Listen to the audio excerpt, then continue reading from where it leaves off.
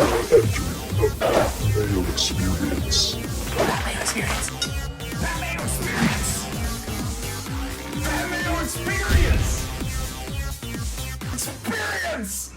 Welcome to the Pat Mayo Experience, presented by DraftKings 2021 American Express DraftKings picks in preview. Please smash the like button for the video, but not so hard that you damage your screen. I've heard reports of this. Please don't do it that hard. Just a gentle smash if you need to.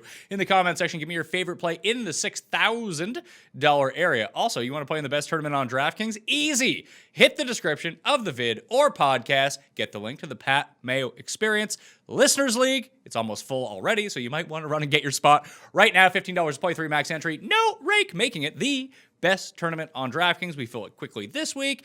It's at 2,500 people. It'll probably go up to 3,000 for next week with the farmers. And then we're off to the races once again, trying to get 6,600 people into a golf event, which we did fill every single week last year once we ramped up to the season. And I guess coming out of COVID, it was the only sport around. So maybe that was a contributing factor. I don't know. Show some support for that. Also, show your support for FantasyNational.com. You're serious about playing on DraftKings or betting? Get a membership at FantasyNational.com. FantasyNational.com/Mayo for 20% off. Rick Gehman from RickRunGood.com is on the line. First of the year. This is fun. Let's roll. Yeah, I mean, West Coast swing. We are getting into, not necessarily this week, but we've got a lot of fun stuff this week, but we're getting into some premier events, and it's starting to feel like golf season again, especially as football winds down. We get a bit more of a spotlight here, so I love it. I'm stoked about it. I saw you released a LPGA stat sheet because DraftKings is offering that now. You going to be playing a lot of LPGA? No, probably not. But I figured if people were going to, you might as well have a little bit of data. So it's not behind a paywall or anything. It's on rickrungood.com. You can just go see recent form, tournament history. What I do think we're seeing, Pat, is, more Euro Tour slates coming, more LPGA slates coming. The player profiles have Korn Ferry Tour logs in them now and Champions Tour logs in them now. So I would not be surprised to see those slates coming around the corner at some point. Interesting. At Fantasy National, we actually have the database for the Korn Ferry Tour as well. You can click on the Korn Ferry feature and go search all those stats if you do want to. If DraftKings just all of a sudden starts offering Korn Ferry stuff, then boom, you're in the game with the Korn Ferry Tour on FantasyNational.com. Also, there is a new European Tour show on Mayo Media Network, so please subscribe to the channel and go check out the European Tour bets and DraftKings picks. It was done before the DraftKings slate came out this week, but you can kind of glean together who... I told them to talk about the price. I'm like, if a guy is 200 to 1, he's going to be like $600 on DraftKings. It's not like hard to figure out that way. So watch the European Tour show. Go get that some support. Tune in every single week. It'll come out on Monday nights. Let's jump into this. Only 2 courses. The cut has changed. I like this tournament much more already, Rick.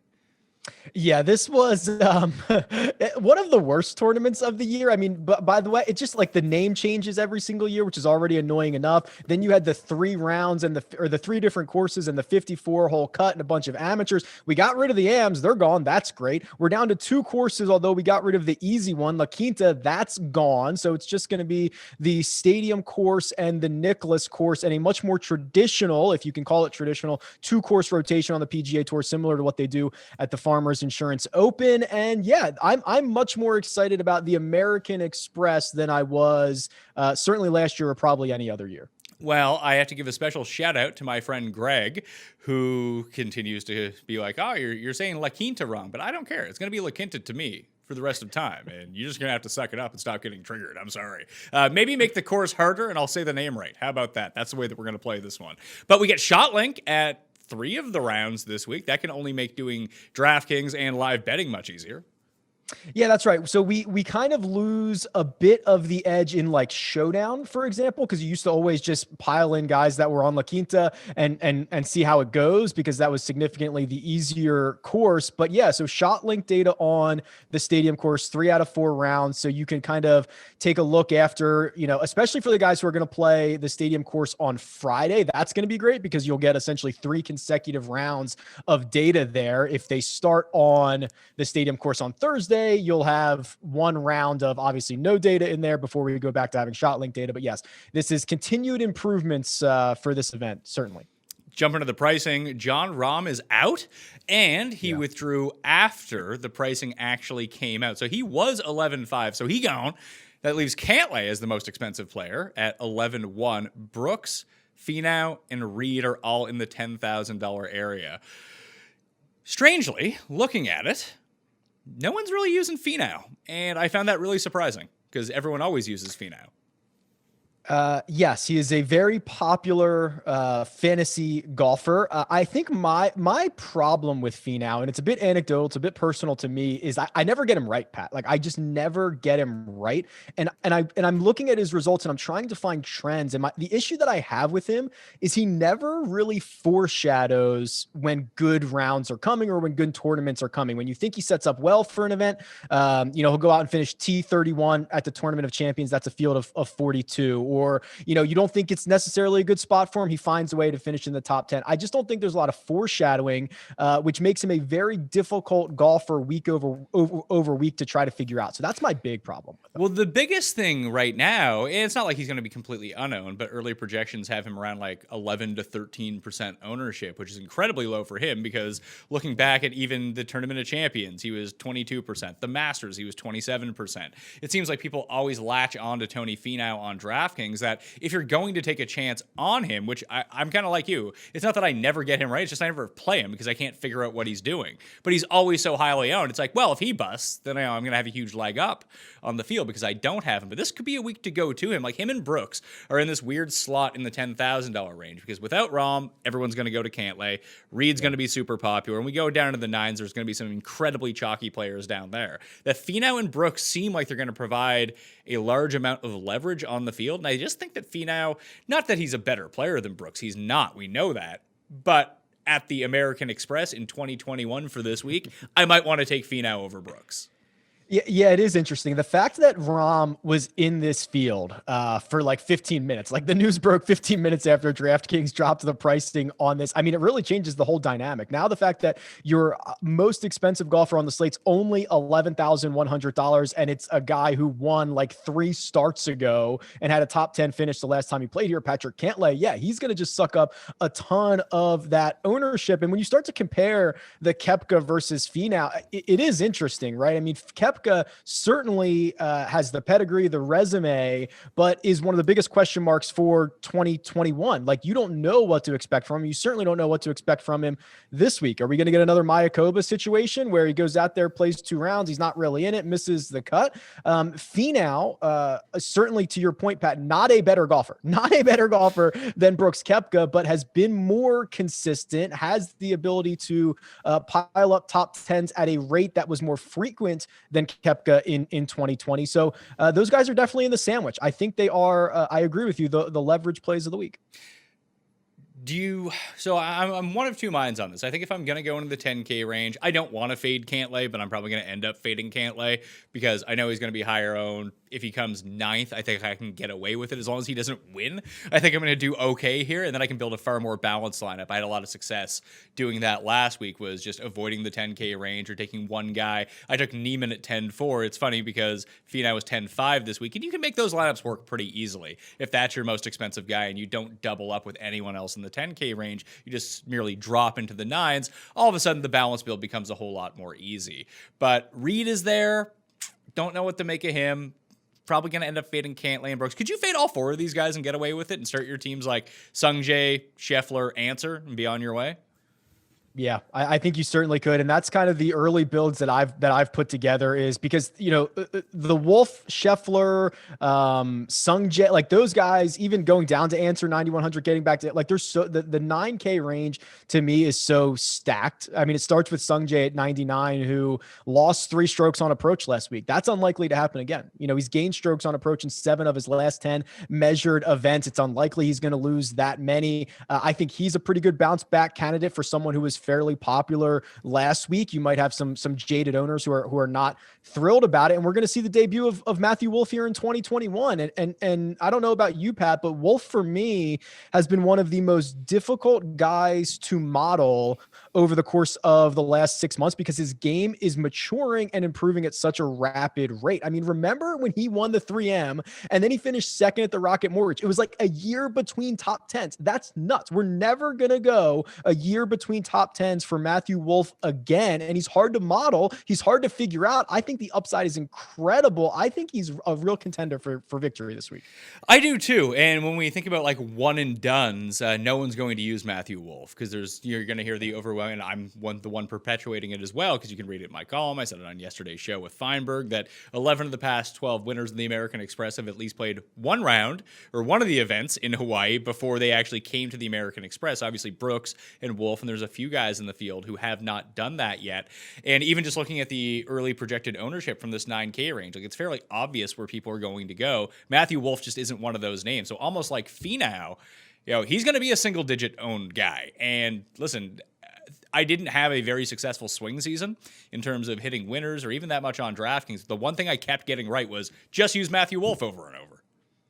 Yeah, he's been phenomenal, right? I mean, since the Rocket Mortgage, I think he has 3 runner-up finishes. He finished 4th at the PGA Championship, and I don't think people really give him enough credit for his putter. He's a good putter. He can roll the rock in really well. I think we focus a lot on the funky swing and how far he hits it, but you're going to have to make birdies this week. And one thing that I don't think I've mentioned anywhere this week, without the amateurs, there are going to be a bit tougher pin positions this week. So sometimes the scoring in this event gets like 25, 26 under. I think it's still going to be a birdie fest. I think it's going to be a hair harder than what we've seen over the course of the last couple of years with La Quinta gone and the fact that they can put the pins in a bit more difficult positions, but you're still probably looking at like 20 under par winning this thing. And I think his putter can get hot enough to do that. And don't forget, Matthew Wolff, California guy from California, so it's not like he is unfamiliar with a lot of these settings. When you look at how he came second at the Shriners, and then basically after that, his driver really took a turn for the worse. Do you think he's got that figured out? Yeah. So essentially what I've been doing for the last couple of weeks is, these guys have had 3, 4, 5 weeks off in some cases from competitive golf. And it's a really good opportunity for everybody to get back to their basics, to get back to their baseline. So I've been looking at a lot more longer term form for some of these golfers. It was kind of what got me to, Colin Morikawa at the Tournament of Champions, for example, right? He struggled at the end of 2020, didn't hit the ball all that well. The putter that he made a bit of gains on, at the end of 2020 kind of left him towards the end. So I kind of reset everybody back. It's a really good opportunity to go to your swing coach, hang out, get right. So I think he's going to be just fine moving forward. Yeah, if you want to generate leverage on the field, this 9K range is likely the spot to do it. Maybe even the 8s too, because the 8s just seem incredibly unpopular. But Im, who you mentioned, is 99. Wolff is 97. Scheffler is 95. Fowler, Na, Answer, and Russell Henley is the rest of the region. So what we're looking at here, on the betting show, I bet Scheffler and I bet Answer at 22 and 33 to 1. Those numbers are now long gone. I guess you can still get a 30 on Answer, but once Rahm withdrew, everything kind of collapsed in the market, especially near the very top. I would think that those are going to be the 2 highest owned guys, along with Sung Jae in this spot. So you have Wolff coming in super low, but then you have Ricky and Na. Why aren't we using Na coming off of a win? Well, Pat, as you know, it's impossible to win 2 straight events. That's what I've been told over the years. And historically, that's true, but it doesn't mean he can't have a good week. I think there is a perception of a guy who gets, I don't know what he got, a $1,800 price increase or something like that from last week. And now it feels like you're buying at the top.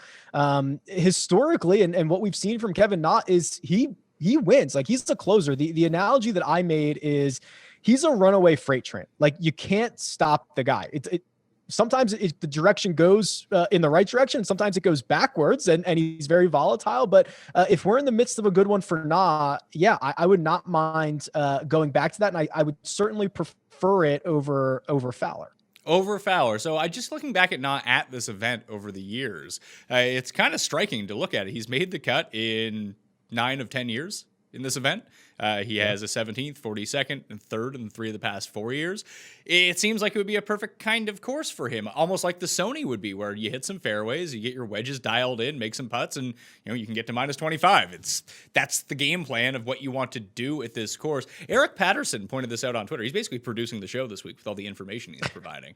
But he looked at the corollary, and maybe it's just anecdotal in a sense, but guys that have performed really well at Memorial over the years have won this event too. I think he was making the case for Cantlay to end up coming through with it, but Rahm has won here, Duffner has won here, Lingmerth has, I believe, won and come second at this one. So there is a bit of crossover potentially between those two courses, or at least two events, and I think it does make some sense, only because you do have a Nicklaus design, obviously at Muirfield Village, and one of the courses here is going to be a Nicklaus design. But as I pointed out, as it pertains to PGA West, it's not an incredibly difficult course like Muirfield Village can be, but you do have to rely on accuracy, and you can make really big numbers if you get off the fairway, which, I mean, you can shoot 62, you can shoot 78. It's one of those really weird courses.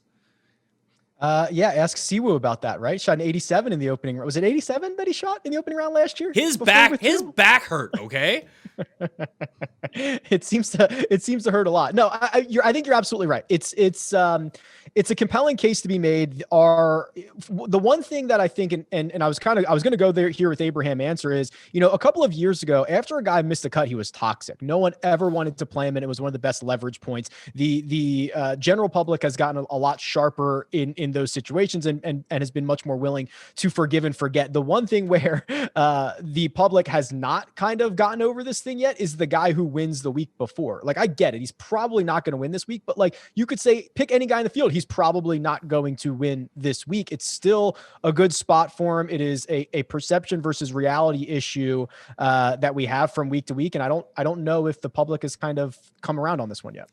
That would be, like I said, the Wolf and Na leverage point, along with Fowler, if that's the way that you wanted to go. Like, you pick one or two of those guys, or even just one at the top, then your team is substantially different. Then, if you want to play Answer or Scheffler or Cantlay or Im or Reed, one of those guys along with them, your team's just going to be a whole lot different to start off with, although you do have one of the pieces that you do really want at the same time. So I'm really trying to wrap my mind. It was funny. Tournament of Champions, it's a no-cut event. Stuff swings wildly. I felt really good going into last week at Sony. I had a really good week, but I looked at the board. I was like, oh, here are the guys that I like. Here are the clear spots. I'm having a lot of problems with this field. Yeah, it's interesting. You're getting a lot of guys who we haven't seen since the swing season. There's some guys in the 8K range that I think are interesting, and then I look and I'm like, oh my God, they haven't played competitively for 2 months. Like, what am I doing here? So there's a lot of question marks, I think, and I think that's going to really create some really chalky spots. You mentioned Cantlay, you mentioned Reed, whether it becomes Answer or there's a guy down in the $7,000 range who might be a free space. Like, I think you're going to see really distinct, highly owned golfers this week because there is so many question marks on the board. Top 10 tee to green at Muirfield Village on an average per round who are in the field this week at the American Express. So shout out EP for this one. Patrick Cantlay is number 1. EVR, number 2. That's only in 4 rounds. Jason Duffner, number 3, who's won this event before, obviously, has won at both courses.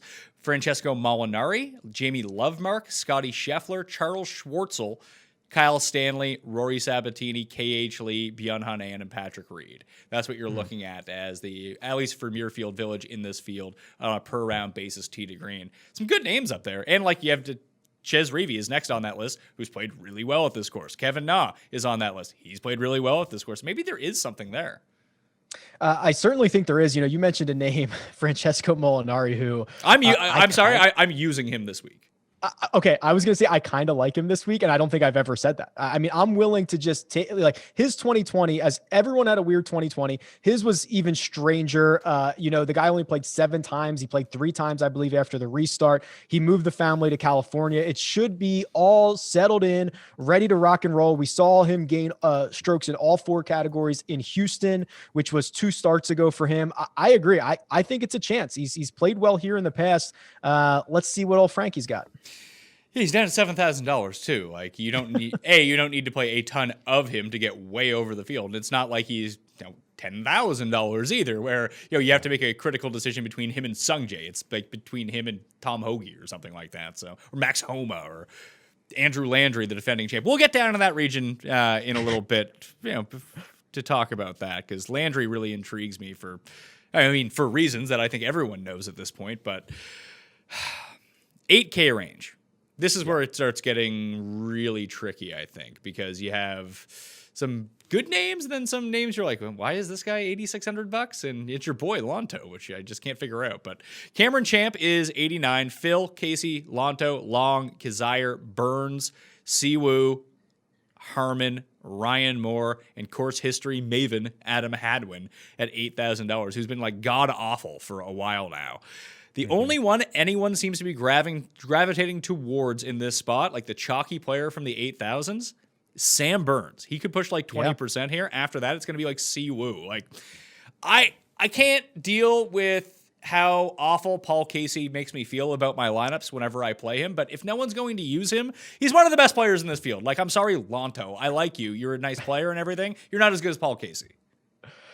Okay, so those two names that you just hit, Casey and Burns, 100% agree that if we are resetting everyone to long-term form, which I think we should for the most part, Paul Casey is the number 27 ranked player in the world. He is like by far the most undervalued. I mean, he's cheaper than Phil Mickelson. Sorry, Phil. I know you've had a good run here. You're 50. The Champions Tour is great. Paul Casey is significantly better than you are.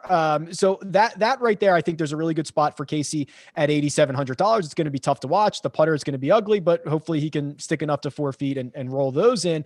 And then Sam Burns being chalky, I guess I get it, right? The idea that he checks off a lot of boxes. He's got a couple of top 7 finishes in the swing season. He was the guy that I was actually referencing that we haven't seen since Houston. That was 2 months ago. I mean, it's a long time between starts, and he's played well here in the past. He's only played here twice. He's got an 18th and a 6th. He can hit the driver very well, or at least he has so far in the 2021 season. So as scary as that is, when you start looking around and say, do I want Patton Kazire? Is he going to gain 1 million strokes around and on the greens again like he did last week? Is Adam Long going to somehow rekindle that 500-1 magic here? Probably not. So it's such a scary section of pricing that those two names, Casey and Burns, I think are the cream of the crop.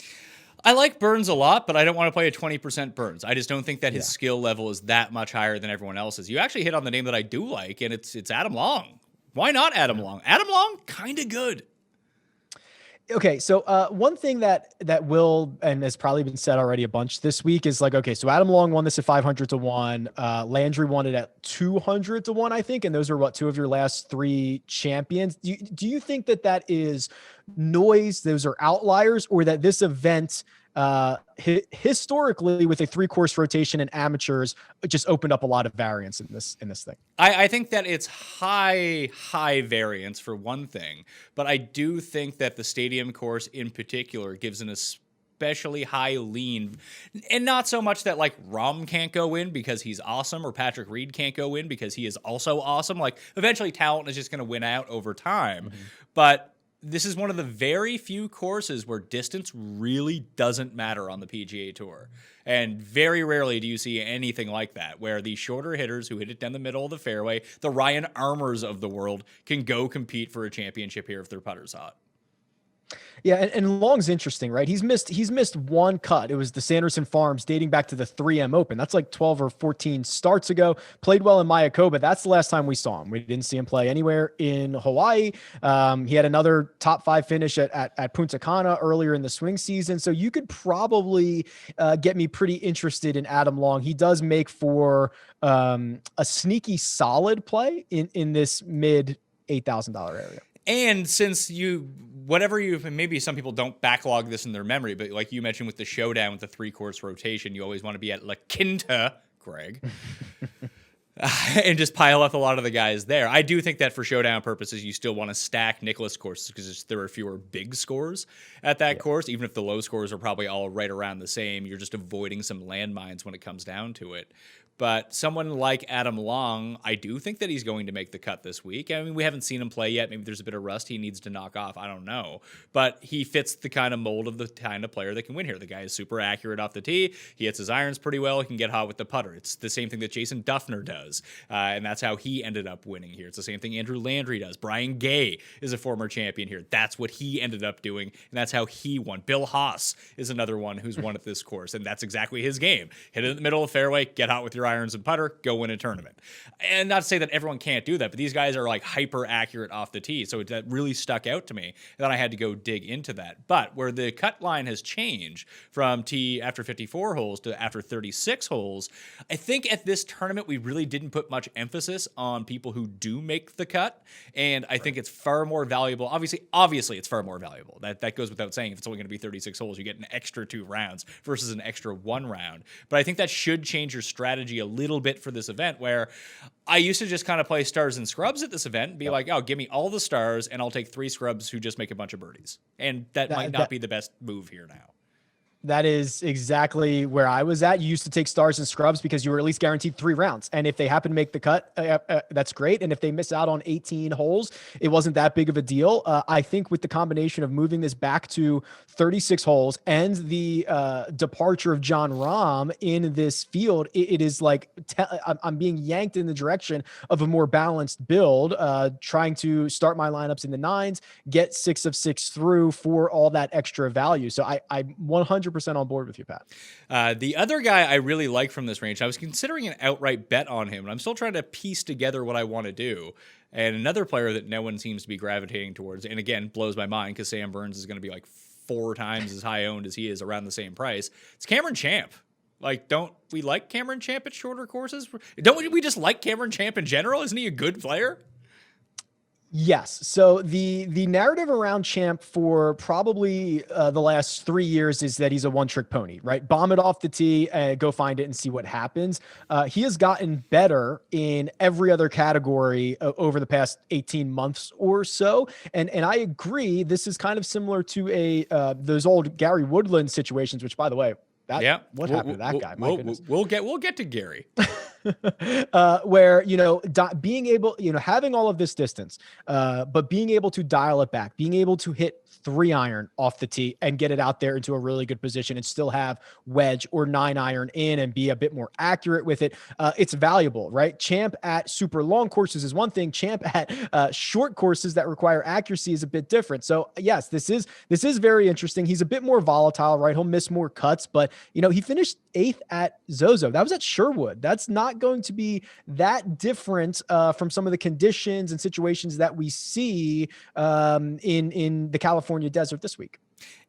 You look at his putting splits and they're really truly terrible. Once it all kind of comes down to it, like lost 4.5 at the Tournament of Champions, came 31st, but gained in all 3 tee to green metrics. CJ Cup lost 4, Shriners lost 3.5, U.S. Open lost 6, Tour Championship lost 6, BMW lost 4. But the only 2 times that he's gained strokes putting were his last 2 events in California.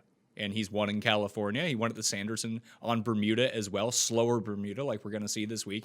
Maybe remember like for a while with Rahm, he won Torrey Pines, and then everyone would take him at all these other tournaments and he'd be fine. But every time that he played in California, he had a top 5. Feel like Champ is kind of becoming one of those guys.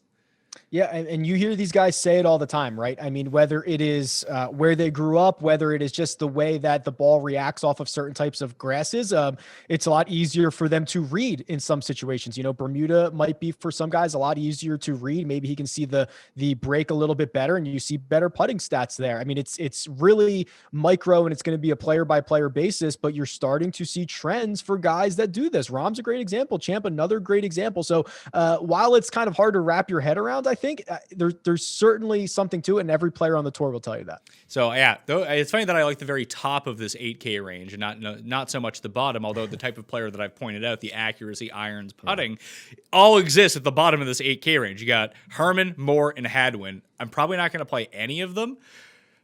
Moore would probably be my preference of all of them, but I mean, Brian Herman's just someone, you want to talk about guys I can't get right. Every time I play Brian Herman, he misses the cut, and I only play him like 3 times a year, and then in every other start, he's actually pretty good. Yeah, the only concern about Brian Harmon is he's getting to a price. So he's $8,100, where his ceiling, which might be T21 in most weeks, it's not really good enough anymore, right? Like it's really close. Like if he was 72, 73 and he gives you a T21, you're feeling pretty good about it. You're right. It's weird. And he's had a lot of good success at this event before. He finished third a handful of years ago.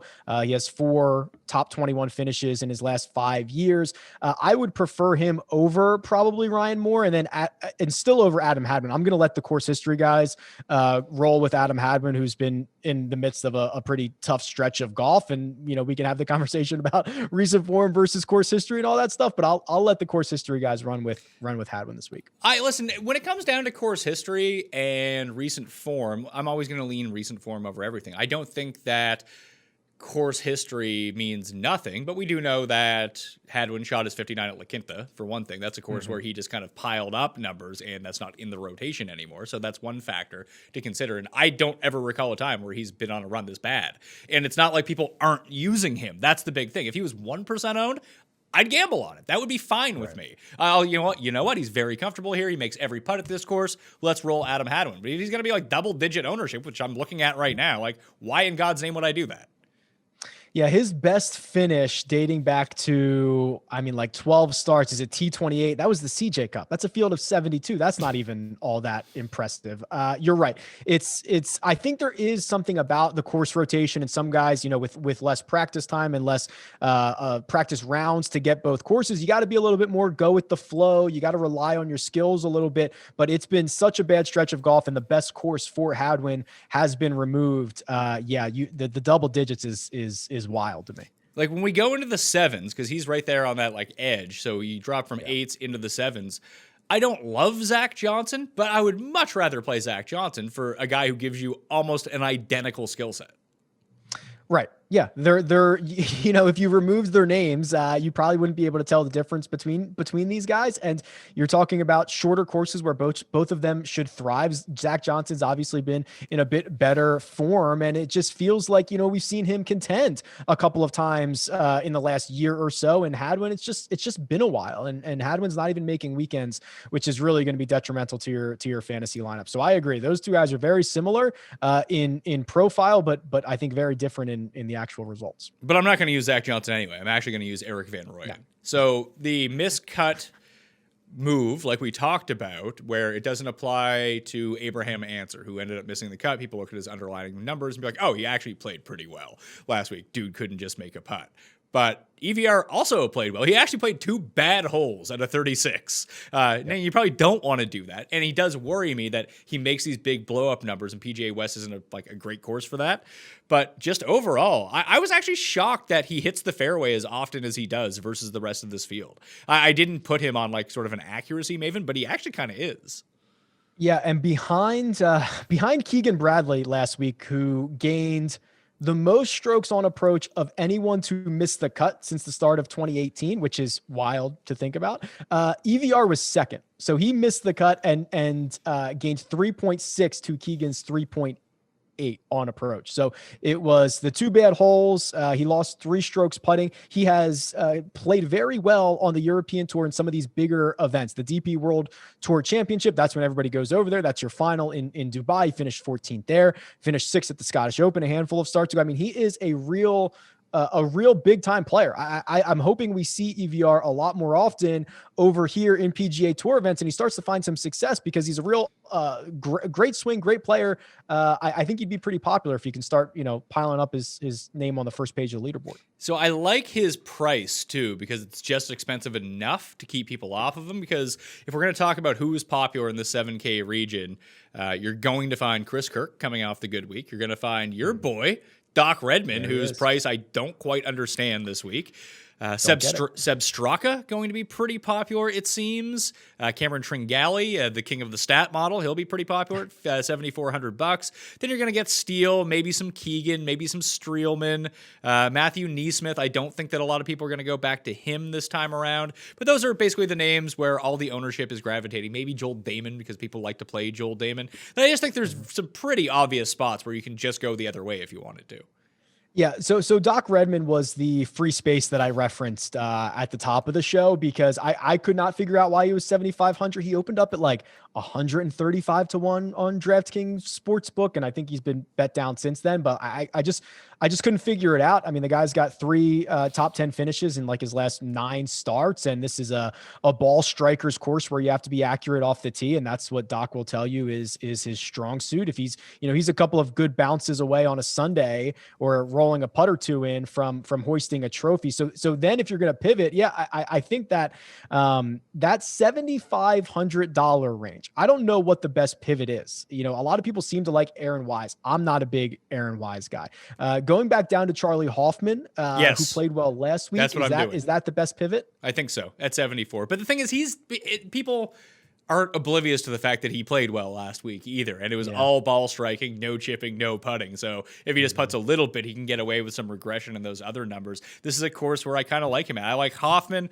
I do like Keegan. And then I think you can go to my main man. I thought he'd be more popular because in the betting market, like his odds are weirdly inflated, but on DraftKings, he's 7,200.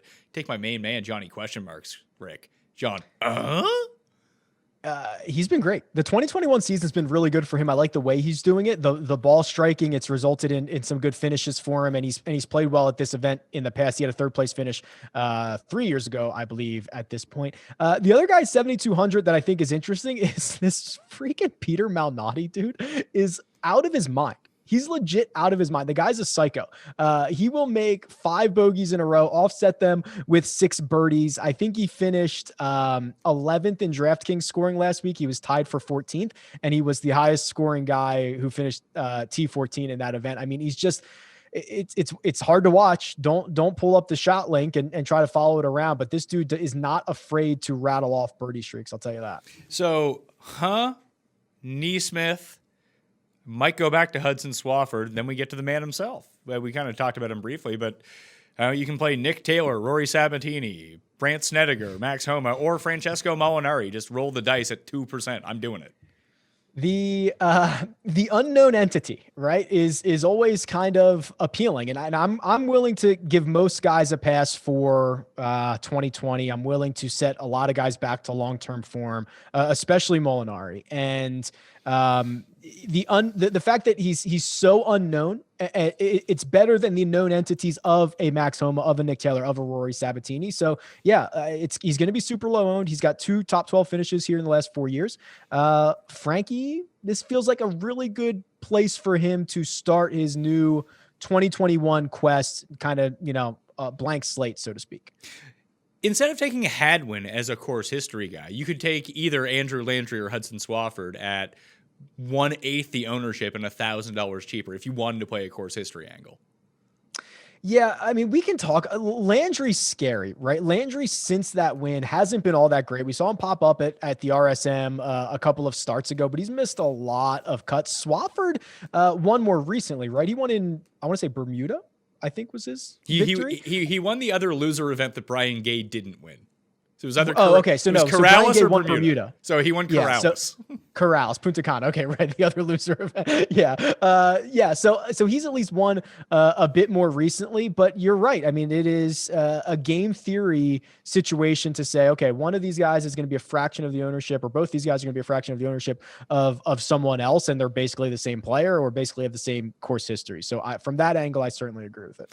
And let's talk Gary Woodland, because I think I am going to use Woodland this week. The guy was dealing with a torn labrum in his hip. Yeah. He's now had ample time off to actually heal this. And just talent-wise, we know that he's an excellent player. And if he's right, this price is way too cheap. Yeah, I think there are guys in this field and on tour that I'll be late on, and there are guys that I'll be early on. Like, I'll be late on Ricky Fowler. I'll take a wait and see approach on that. I think that of guys you want to try to be early on, Molinari and Woodland, I do think is a guy you'd want to be early on, because you're right, Pat. If it's just the injury and he's right, and we start seeing signs of that again, you're never going to see a price like this again. And you're never going to get an opportunity to take advantage of it. So Woodland, in contrast to some of these other guys, would be a target to be early on. And I think a lot of that too. It's not that you don't want to be early on Ricky, but there's no value in being early on Ricky. He's in the $9,000 range. So you give me 7,700, 7,000. I'll take a chance with that. It's not building my lineups around these guys. It's adding these guys into lineups I already like. Yeah, exactly right. There's not enough juice for the squeeze on Ricky Fowler at the moment. It's kind of crazy what he's been going through, what his price is, and all that good stuff. I mean, if you remember, how long did it take books to adjust to Jordan Spieth? Like 2.5 years. Like it was crazy that he hasn't moved. And I'm not saying Ricky Fowler's at that point yet where he's way too high, but like it kind of feels like it. So I'm looking in the 7K range. I ran the custom stat model. You can check out Sunday Show where I build that out. I've adjusted it a little bit since, but it's very similar to the one that I built there. Over the past 24 rounds, I'm going to give you some guys who are inside the top 20 of the power rankings that it spit out for what I'm looking at. And you tell me if you're in on the stats or you're just completely out. Number 3, I'm sure you can guess who this is going to be because he's top 5 in every stat model every week. Emiliano Grillo. I'm actually kind of in on this. He has gotten, listen, he's on brand, right? The ball striking, the lack of putting, but he has become like sneaky consistent over the past couple of weeks, right? He used to miss a ton of cuts, and he is on a pretty good stretch of golf right now where his last missed cut was Houston, and the one before that was the Memorial. So basically like a 12 tournament stretch where he missed one cut, played well at the RSM, played well in Mayakoba. I actually prefer this more than most weeks. Chris Kirk, $7,600 coming off the second place finish. Is this something to build momentum off of, or was him getting his exemption for the entire year like, whew, let's take a breather here, Chris? Definitely part of that, right? The guy in his last start on the medical exemption cashes in and finishes. I think he needed like T3 or better. So like it was a pretty small window that he had to go through, and he figures it out. I'm okay with it. It's still a really good price. Hit the hell out of it last week. I mean, he gained nearly 5 strokes on approach. He putted well and gain strokes around the green, which of course you're going to do, but that approach number I still like. So I, slightly lean positive on Kirk than I do negative. Redman is 5th in the stats. Keegan is 2nd in the stats. I will be using Keegan. I'll probably end up fading Redman. I'll see where his ownership starts to level out at. If he stays below 15%, I'll probably end up using him. But if he starts approaching 20, it's going to be a tough sell for me, just with some of the other options down here. Tringali is number 29 because stats love Tringali. Seb Straka is number 20. Straka scores, but he is so wildly unpredictable with his putter. Yeah, he actually, I've been working on this new model of trying to kind of predict, round leaders and tournament stuff. And Seb Straka always breaks it because he's so volatile. Like the guy will play 1.5 rounds every single week like he is 2000 Tiger Woods, it seems. I mean, and then he'll go in the opposite direction. He's very difficult to model. I like him and roster him a lot in showdown situations. You will see me find him on my betting slip in matchups because I think for 1 round at a time he can get absolutely scorching. So I just think you need to understand what you're getting yourself into with some of these guys, and Sepp Straka is certainly not a safe option, but that might not be what you're looking for. Matthew Neesmith is $7,100, 7th in the stats. He has his putting coach back with him this week too, so I'm going to go back to that well. Russell Knox is 8th. Russell Knox lost me a bet last week, believe it or not. I got caught sending Mark Immelman a bottle of wine because I had Russell Knox over Ben Taylor, who I'd never heard of until it came out of Mark's mouth, and I lost that one. It's been a rough go for Russell. 4 missed cuts in his last 5 measured events, and the good one was a 15th at Houston and a 9th at Safeway. So the guy in measured events in 2021, he's got 2 top 15s and 4 missed cuts. That is feast or famine, and it's been more famine than feast. The other one who's inside the top 20 in the 7K range is Scott Piercy at number 12. Piercy stays on brand too, right? He's going to kind of be a good ball striker. He's going to struggle with the flat stick, but I think he's had a good run around here. I don't have his tournament history handy, Pat, but I'm pretty sure he's at least played this event a lot. I think he's played this event a lot. He's sort of like one of those desert golf type guys. I think he just, any tournament where the winning score is going to breach into like under -20, Piercy will have a good result there at some point. Yeah, it's kind of like Pat Perez, right? Like Pat Perez has won this event. He feels like a desert golf kind of guy. Yeah. Although I think Pat Perez won it when it was like 5 rounds. 5 rounds of Bob Hope Classics. Yeah, Piercy's made the cut each of the past 5 starts at the American Express, but he came 6th in 2018. But other than that, there's no finish better than 30th. Yeah, that's right. It's a lot worse than I thought. 1 top 10 in 9 starts. He missed cuts kind of 3 years in a row there. So yeah, this was not as good as I thought it was. That T6 is his best finish. Any chance Byung-Hun An cured his putting woes over the break? Unlikely, which is kind of crazy, right? I mean, these guys know they're bad putters. Ben on jokes about it all the time on Instagram and Twitter and whatnot. Hideki leaves multiple trophies a year off his mantle because he cannot putt. Emiliano Grillo, Keegan Bradley, pile them up. I don't know what it is that these guys who know this is the worst part of their game cannot find year over year improvements. You know, they're working on it. I don't know if it's just literally their brain can't read these putts well. Their body cannot. I mean, they're obviously gifted athletes of getting the face to the ball, but they cannot do it with the flat stick. It's unbelievable what happens when these guys get on the green. 6K guys, you know I'm going back to my main man, the Gim Reaper. Probably won't have quite as much as last week because that was my one blind spot. Did not work out too well for me there. I like Norlander at $6,800. I feel like everyone's now officially off of him, but I saw a few things that I liked from him last week, and he's incredibly accurate off the tee, and that's what I want here. Yeah, he was for a couple weeks there in the swing season. He was a DFS sweetheart, and now we are 4 missed cuts in a row. So yeah, I imagine you are going to be, one of the few guys on him at $6,800. I'd get back in on Doug Gim as well. I'm a sucker for that, and then I'm also always a sucker for Denny McCarthy. You know, he's 6,900. He limped to the finish line of 2020, and if I'm going to forgive a lot of guys who struggled at the end of 2020, I have to forgive Denny McCarthy, who's probably the best putter on the planet. He's made strides in ball striking since the 3M Open last year. And if you're going to have to roll in a lot of putts to win this thing, why not let, the best putter on the planet hold your flat stick?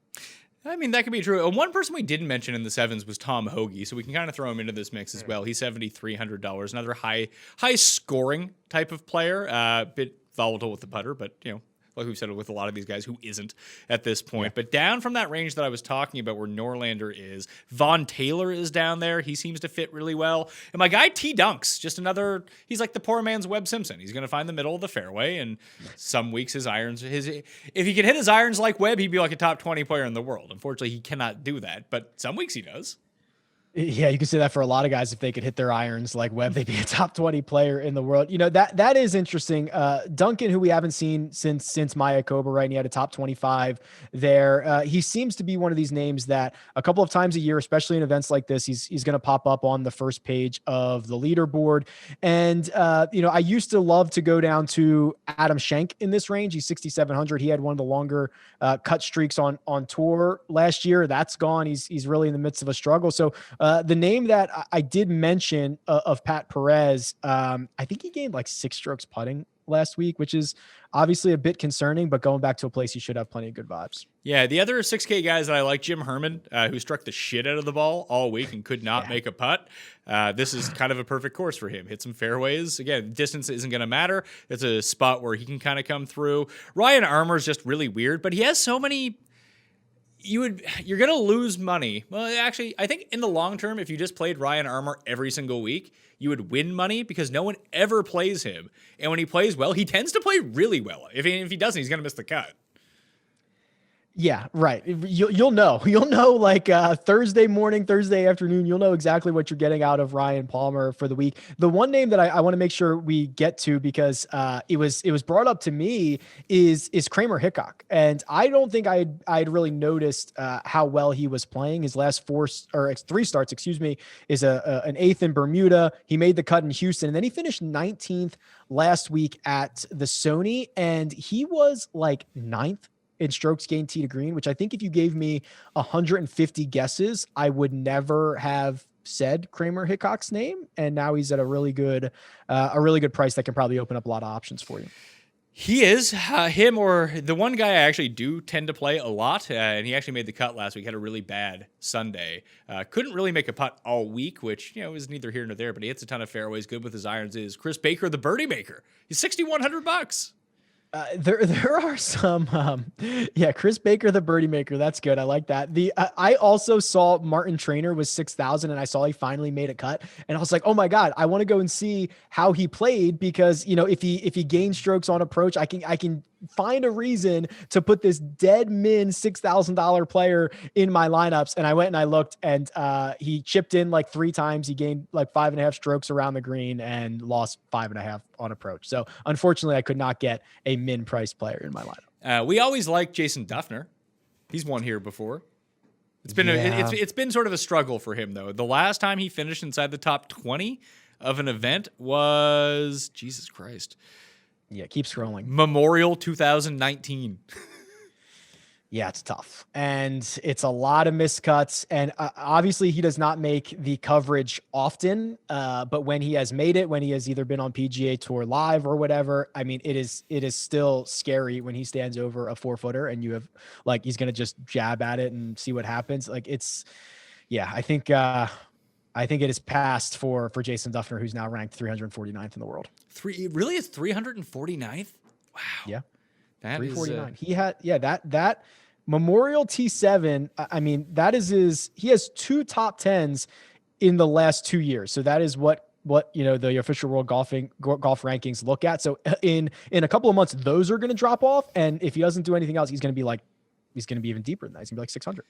Well, being a major champion gets him special status into a lot of these events, so hopefully he can continue to do that. So I guess the 4 guys I'm looking at in the 6,000, if I'm going to go that low, Vaughn Taylor, Doug Gim, Norlander, and Jim Herman are going to be my guys. If I really need to go like superstars and scrubs, it would probably be either JJ Spawn or Chris Baker from the bottom. But I don't know if I need to have one of those builds. Maybe if I really try to jam in like 5 other guys. There is a little grouping here at the very top of the 6s. And I don't really have a feel for any of these guys, but they're players that I've rostered in the past and I don't hate. Vijagas, Snedeker, and Laird.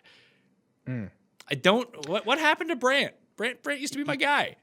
It's tough. It's tough for Brandt. He's actually someone that I wrote up on. I think he was my fade on Golf Digest in that article we put together. Maybe it was in a DFS article for Golf Digest. But it's been so bad. I mean, you're talking about guys who don't have a top 15 finish in months or a year. Snedeker's one of those guys. The short game and a lot of the game has completely left him. So yeah, that's unfortunate. Vijagas is interesting because he had a really small sample size for the 2021 season, and when he played, he hit the ball well. He was just one of the worst putters over the course of however many rounds you wanted to look at. He didn't have a huge sample size. But Laird, I think of those 3 that you named, Pat, is probably my favorite. There's a lot of bad results, but obviously he snaps off and wins Shriners and scores 1 million, DraftKings points. And he finished 17th at the Tournament of Champions, which I understand is a field of 42, but he was certainly not if you would have just ranked these guys, power ranked them, Laird would not have been 17th. So he I think outperformed the expectations that week. And that's the last time we saw him. All right. I think that'll do it. I think we got to everyone that we wanted to talk about. I'm very happy that Francesco Molinari and Gary Woodland are going to summary my lineups this week, and I think you've effectively talked me off of Ricky and onto Kevin Na as my pivot play from up in that region. So thank you. I'm holding you responsible if it goes this poorly. I was going to say, don't thank me yet. Let's wait a couple days and see how this goes, because that might end poorly for both of us. All right, what do you got going on at the site this week? I made a big update to the tools on rickrungood.com for 2021. Got a bunch more data flowing into those. And then we're going to be pumping out podcasts and for the First Cut Pod, which is the CBS Sports golf podcast that I host. And we've got a great team over there. So just a bunch of content everywhere. And it's all at, Rick Run Good on Twitter is where I tweet it all out. All right. You can follow me at the PME on Twitter. You can get all the stats and information that we're talking about at fantasynational.com/Mayo. Play in the DraftKings Listeners League link. A link is in the description of this video and podcast. Smash the like on your way out. Give me your favorite play in the 6K region. Check out the show from Monday. Check out the show from Sunday. And good luck at the American Express. We got something like real golf starting next week with Torrey Pines. All right. I'll see you next time. Mayo Experience! Experience!